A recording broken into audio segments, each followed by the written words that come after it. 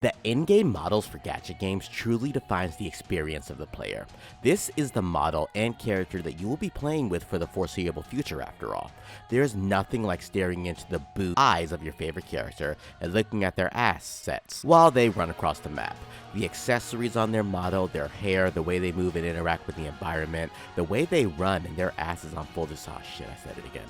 These are all things that players expect to be peak when they play their gacha games. For most games, such as Arknights, Limbus Company, and Brown Dust 2, these in-game models are in the form of miniature versions of the characters. This is generally fine because the main gameplay is refined in this way, but you will still see that juicy PNG when you select your character. And as for Brown Dust 2, you get to see a hell of a lot more. But that aside, there's nothing more disappointing than going from this to this. The downgrade in quality is seriously disheartening. I understand downplaying the model a little, but even Tectone would be terrified of the balding here.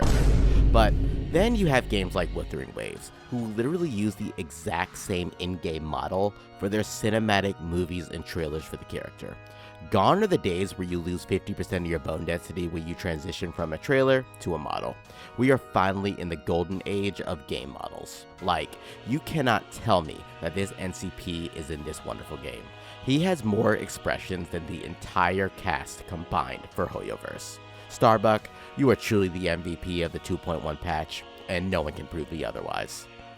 My name is Void Enigma, and I'll be going over just how impactful the in-game models for Gacha Games are, and how Wuthering Waves transformed the direction for these models. Whether it's in trailers, cinematic cutscenes, or just general gameplay, and most importantly, the in-game story quests. We'll be discussing why the betrayal of facial expressions and emotions on these characters is a betrayal of the character themselves, and why certain gacha games are acknowledging that it is indeed boring to sit through 8 hours of dialogue with static interactions between the characters. But before that, I have something special for you today. Have you seen these champions? Alice in Wonderland is coming to Raid Shadow Legends, and I couldn't be more excited. I was skeptical at first, but the strategy and depth in this game actually won me over. From the hundreds of unique bosses to endless gameplay options, including PvP where you actually get to control your own champion, Raid literally has it all. To help you get started, download Raid now using my link in the description or the QR code on screen to get 2 epic heroes. Tagore when you start your journey, and Ugo when you reach level 15, which you could literally do in the first day. But what's a great start without a great champion? Use the promo code MonkeyKing within 48 hours to claim the amazing legendary hero to dominate the early game. And now is the perfect time to join. You'll be able to log in for 7 days during the Alice's Adventure event and get Alice the Wanderer, a legendary champion completely free. She is a nuker who you'll be able to decimate the bosses with. This event has so many rewards for new players as well, so you don't want to miss out. I'm running this channel all on my own, from thumbnails to recording and editing, and it's thanks to sponsors like this that I'm able to keep bringing you all great content. You can support the channel simply by using my link in the description or the QR code on screen and download Raid Shadow Legends today. So go ahead and try Raid through my link or QR code to start your Raid journey today. Alright, let's get right back to the video. Before we talk about the 3D renders of gacha games, let's talk about the representatives of the 2D models of gacha games, such as the aforementioned Arknights, Limbus Company, and Brown Dust 2, or any other game with this specific model. The beauty of these types of models is that it's reminiscent of a certain gameplay that we grew up with. It's an easy way to make a great game without having to have spectacular 3D renders, yet it still requires the effort to make these characters look smooth and feel smooth. You won't find people complaining much about these models. Additionally, you have stories in these games, and they do a very good job of showing the emotion with voice acting and the reactions of the characters and sound effects. It's crazy to think that a game like Limbus Company, a 2D game with static models and mostly static reaction sound effects and Korean dub, has more fun and life in their story than Honkai Star Rail, despite Star Rail having the potential of all of their characters to look alive. They also offer their own take on cinematic cutscenes, which is very unique, and I love seeing them every time. Each game does this in their own way, and it's just like an old school nice feeling to see these cutscenes play out. For the budget of these models, they do a lot. And of course, the actual PNG that we see of the character is immaculate. These characters have some of the finest details in gacha gaming. Another thing that I want to talk about is the ultimate animation for games like Nikke and Brown Dust 2. Let me just, show you. Yeah, that's 90% of the reason why I play these games here. The attention to detail is what keeps players involved. Not the loot stuff, I mean everything that I talked about in this section of the video. The transformation from art and trailer of these characters to the in-game models is often a very dissatisfying feeling for most gacha games. It takes a lot to bring a 3D model to life, and more often than not, you'd rather just watch the trailer than actually play the in-game characters. This is most evident, of course, in games like Genshin Impact, where the models of these characters fail in comparison to their trailers and their art. Characters like Yae Miko, Itto, Diluc, Albedo are butchered when they're rendered in-game. Most people just accept this fact. It's just how the models are supposed to be, right? Well, that's wrong.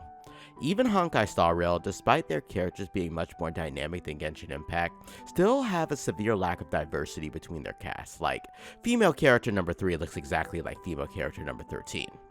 One thing I will say is, I don't play ZZZ, but their models in-game look absolutely fantastic.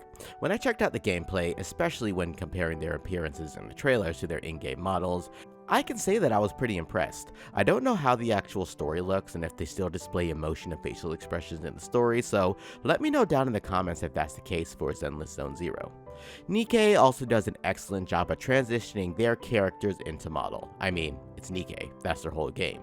I played this game back when Rem and Emilia were introduced, and sadly, Rem's model is somewhat jarring, along with Emilia not being able to show her cake.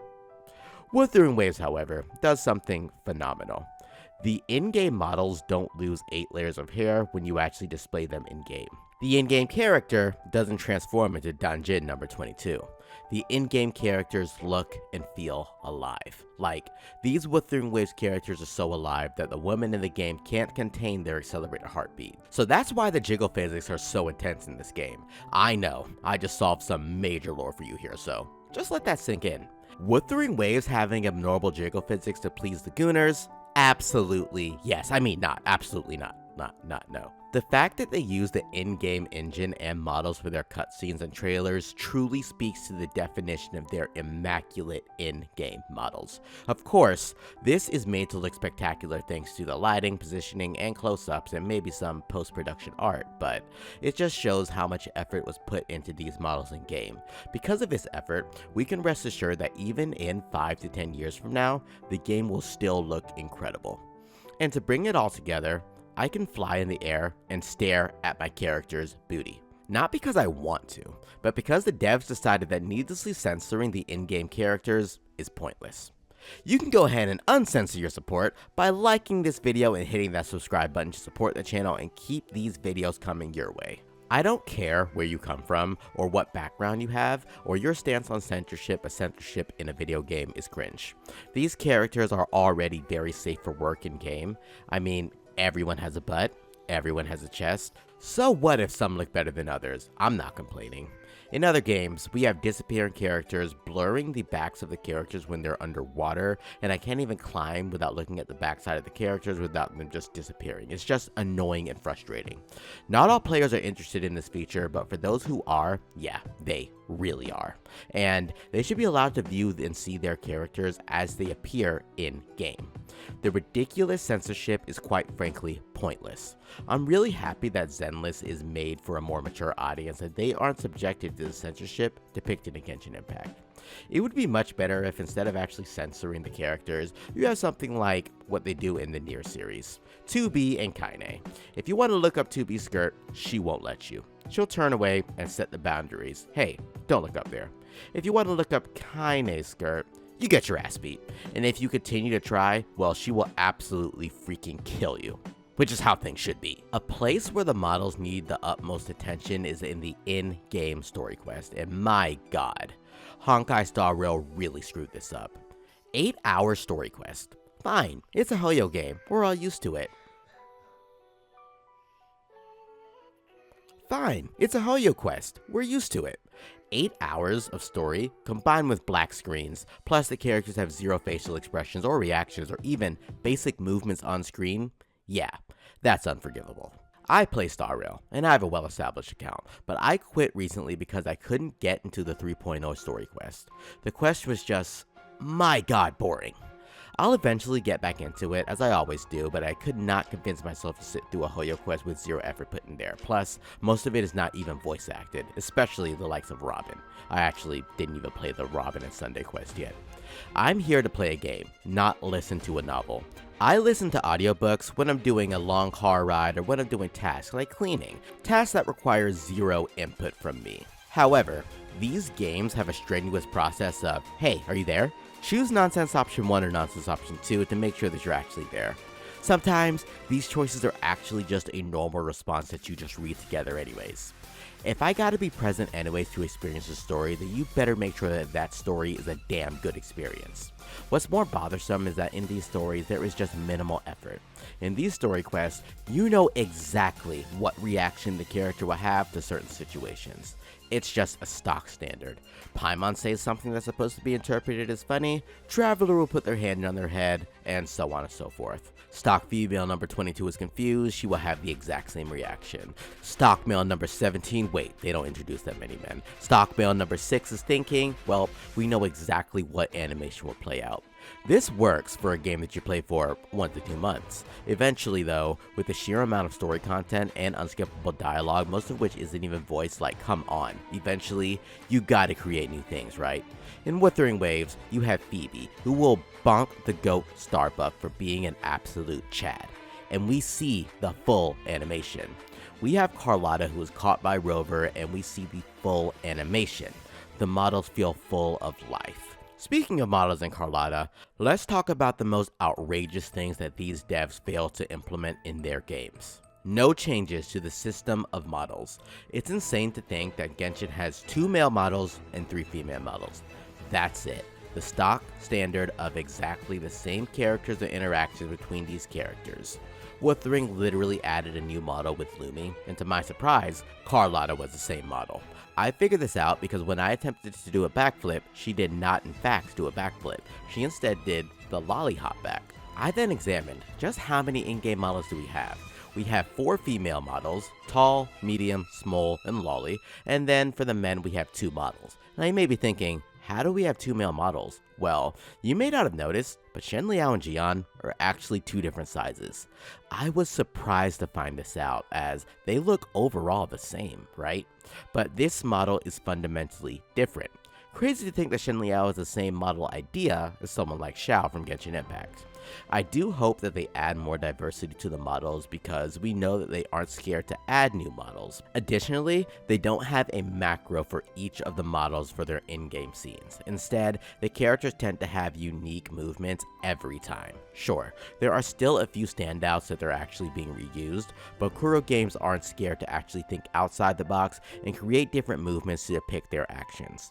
It's more than just that though. The characters aren't static, they feel alive, and they don't do the whole, at least not anymore.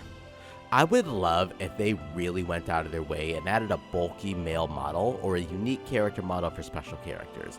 That would really make them stand out as a unique character. Although this is unlikely, I can still have some hope. The point of this video is to say that these companies make so much money. They should be doing their utmost effort to bring the best product to the market. It's baffling that they take shortcuts, displaying static images and the same expression over and over and over again. It feels a boring game with no innovation. Wuthering Waves is on a much better engine for the new era of gaming. However, this doesn't mean that their competitors should take these shortcuts. I understand why. They're making money either way, and as long as they're making money, nothing else matters, right? At least I know with Kuro Games, we will be able to get the best that the game has to offer, despite the money that they're making. Keep in mind, they're probably only making a fraction of what these other devs are making.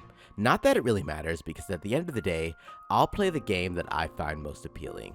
And I find Chun-Li's assets most appealing.